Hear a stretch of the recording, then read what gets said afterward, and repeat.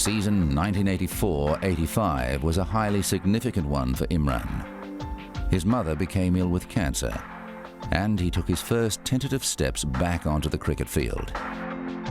When Imran came back into the side, and once he had his confidence in his leg, he was as influential and important a cricketer as he had been before the injury. And through 1985 to 1987, Imran was once again probably the greatest all-rounder in the game at the time. Imran played a key role in New South Wales' 1984-85 Sheffield Shield victory, performed well in the ensuing World Championship of Cricket, then produced a superb spell of 6 for 14 from 10 overs against India in a one-day tournament in Sharjah. In 1986-87, Imran, restored to the captaincy, led Pakistan to its first ever Test series win against India in India. He made 135 not out in the first Test, but he decided that 1987 would be his last year in international cricket. The India-Pakistan rivalry has been often compared to the Ashes, but the cricket hasn't been like the Ashes because the cost of defeat has always been greater than the rewards of victory. You know, if you lost a series, you almost always got sacked as captain, and the players' careers finished if you did badly in an India-Pakistan series. In 1987 at the Oval, Imran led Pakistan to an unassailable lead in the Test series against England. In the last match, he ensured the series victory, the first for Pakistan and England, with an imperious 118. 100 in what he says will be his last Test match. A great performance from Imran Khan, beautiful innings. Following his personal triumph against England, Imran led Pakistan in the 1987 World Cup. But the unfancied Australians upset the Pakistanis in a semi-final and went on to win the series. Imran's career was over, or so he thought. Javed Miandad led Pakistan to a home series win over England in 1987-88. But it seemed the whole country wanted Imran Khan to return. Javed resigned the captaincy, and Imran made his comeback for an outstanding 3-Test series against the West Indies. Imran was persuaded, as he says, against his better judgment, to come back and play in that series. And the series turned out to be one of the finest series of the 1980s, which Pakistan, for a fair part of it, looked as though they would prevail, but in the end, the series ended with a 1-1 draw. We were the only team at the time who always came close to the West Indies to beating them but never could. And I think we really played amazing cricket there. The first Test we won, the second Test match we draw, and the third Test match we lost. So it was a very close series, and West Indies in 86, 88 was one of the best sides in the world. It was very difficult for any team to even come closer to West Indies, and the Pakistan team did under Imran. I think Imran Khan gave a calmness and a direction to a cricket team, and they were one team that actually matched the West Indies home and away for Test matches when he was in charge of Pakistan. Imran ended his Test career with a win over Sri Lanka, and then led Pakistan to victory in the 1992 World Cup. He's beaten the mid-off-fielder for 4 more. Good shot. That's his 50. 88 balls for his 50. Throughout 92, you could see the force of Imran's personality really carrying Pakistan. They had a lot of good players, but they lost 3 out of their 5 matches, and you know, one more loss, they were out of the tournament.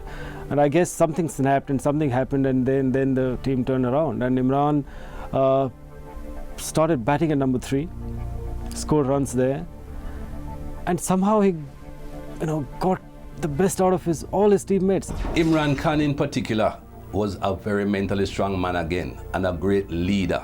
When Imran Khan took 10 others with him out onto the field, the 10 others that went out there with him, believed in the team that he was leading, and believed that Pakistan could achieve anything. That is the greatest thing about Imran Khan. Imran Khan has led his side to victory. What a great victory.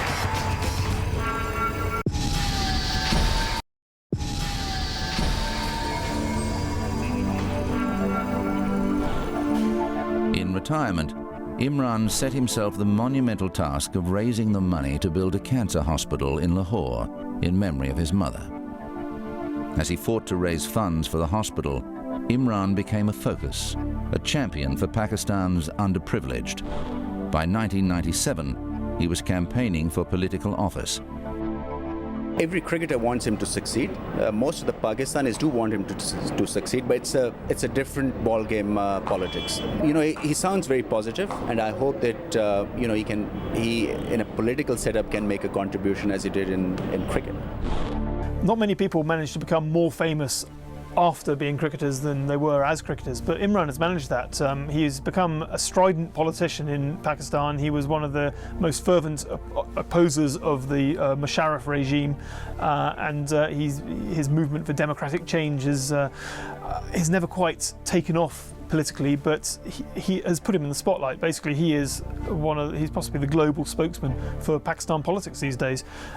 He of course married a socialite, Jemima Khan, Jemima Goldsmith as was, and so for a time he was very much on the social whirl in London and everywhere else that social whirls occur, and he was and also charity-wise, he established a cancer hospital in memory of his mother who died of cancer, generating huge funds. I think right now Imran has been doing amazingly well in charity with his hospital, SKMT, Shaukat Khan Memorial Trust, where poor people get free treatment, cancer treatment, which is very expensive, and for that he has to raise money all year round, every year round, about $40 to $50 million, I reckon, if I'm not mistaken. And as far as in politics, I think people are taking him seriously now. He speaks from the heart, and one quality I know Imran, and I can vouch for him, that he's a very honest person, and I think honesty is a big requirement in our politics back home.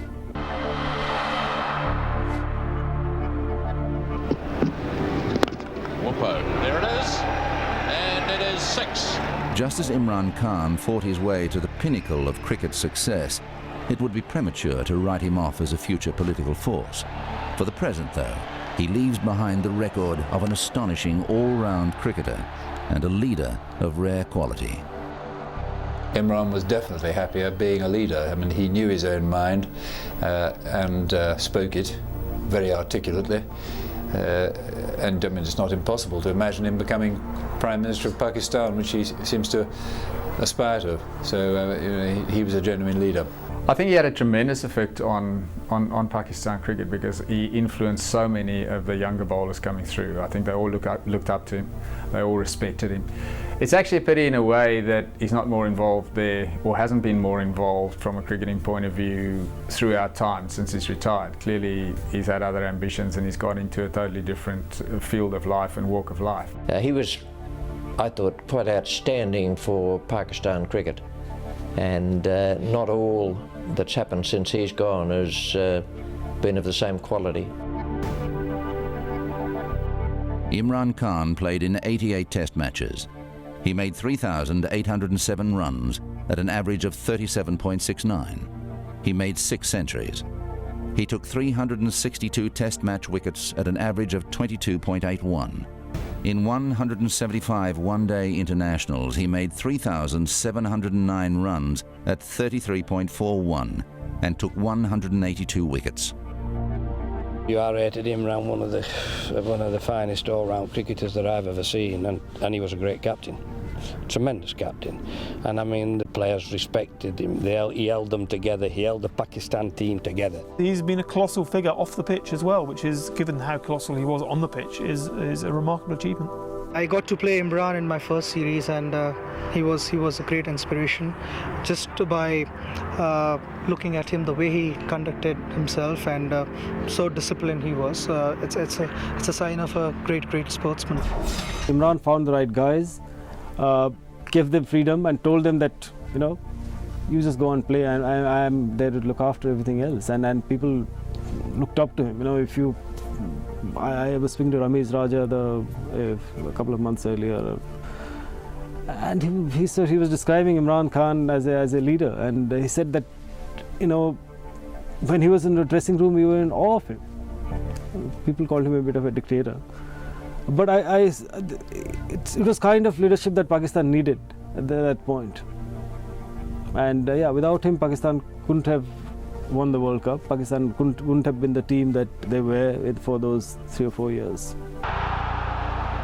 His bowling statistics place him amongst the finest of all time, and he could have secured a place in most Test teams as a specialist batsman. But it is his exceptional leadership qualities that elevates him beyond even the greatest of his peers.